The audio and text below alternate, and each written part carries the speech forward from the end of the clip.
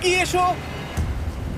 Nolan, তুমি একেবারেই direction দিতে পারো না। আসলে আমি এখন চেষ্টা করছি গাড়ি থেকে বাইরে থাকার। অত ভালো ডিরেকশন আমি দিতে পারি না। তুমি ভিতরে ঢুকে পারো, কিচ্ছু পারছো না তুমি। ঠিক আছে। তাড়াতাড়ি বসো, এবার আমি স্পিড তুলবো।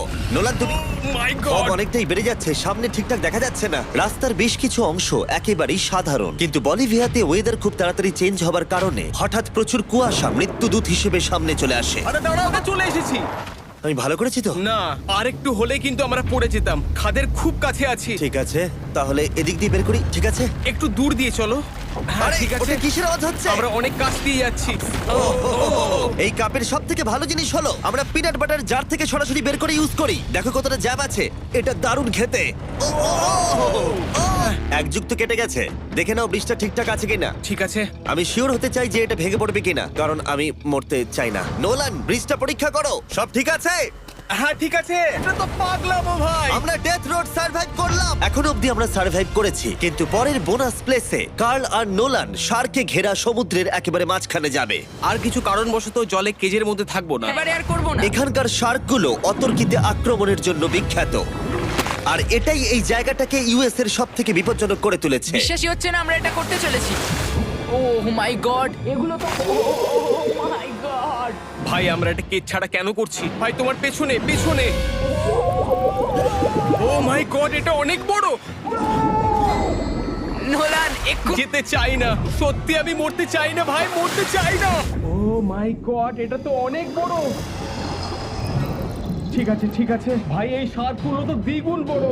আমি আর যাচ্ছি না। দ্বিতীয় বিপজ্জনক জায়গার কাছে এটা কিছুই নয়, যেটা অবস্থিত অ্যামাজন রেন ফরেস্টের একেবারে মাঝখানে। এখানকার সৌন্দর্য দেখে বোঝা যাবে না জায়গাটা কতটা বিপজ্জনক, কারণ কিছু মুহূর্তের মধ্যে এরকম হয়ে যেতে পারে। একটু ঝড় বৃষ্টি হলেই এখানে জলস্রোত নেমে আসে এবং গোটা এলাকা ভাসিয়ে দেয়। আর আজকে আমরা দেখব গোকটা ক্যাটারাক্ট ওয়াটারফল, যেখানে জলস্রোত নেমে আসছে নিচে জলাশয়ের মধ্যে। আর এই মেঘলা দিনে আমার সাথে এসেছে এই যে এরা। এ হলো হেজ, 70 দিন জঙ্গলে কাটিয়েছিল। এ হলো বেলি, যে কিউ। আমরা এখন অনেক ভয়ঙ্কর জিনিস করতে চলেছি, যেখানে মৃত্যুর সম্ভাবনাও আছে। না মানে দাঁড়াও, সেটা এসো জিরো এসো নয়? এসো তোমরা, চলো যাওয়া যাক। আর অনেকক্ষণ পরে আরো অনেকক্ষণ পরে সাবধানে।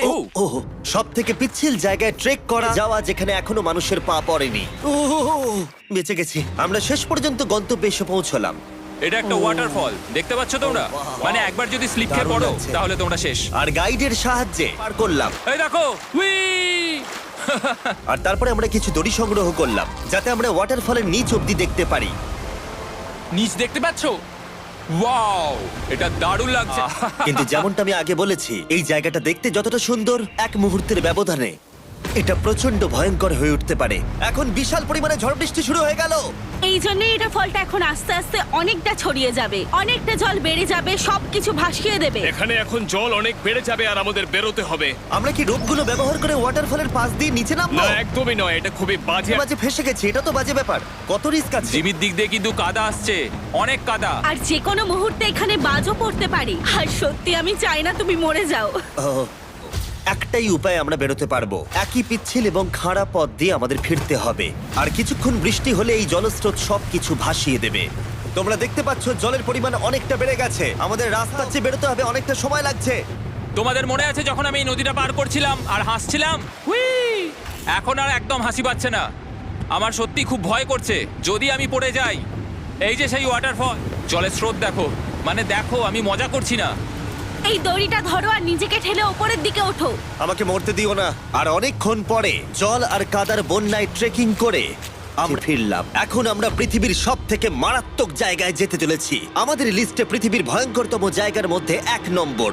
আর এই ভিডিওটা সব থেকে ভালোভাবে শেষ করার জন্য মনে হয় আমরা মরবো। বাই। Bye bye. এখন থেকে অফিসিয়ালি আমরা কাল অবধি আছি। এটা সত্যি, আমরা পৃথিবীর সব থেকে বিপজ্জনক আইল্যান্ডে সারা রাত কাটাবো। আর আমাদের প্রতি পদক্ষেপে থাকবে অজস্র সাপ।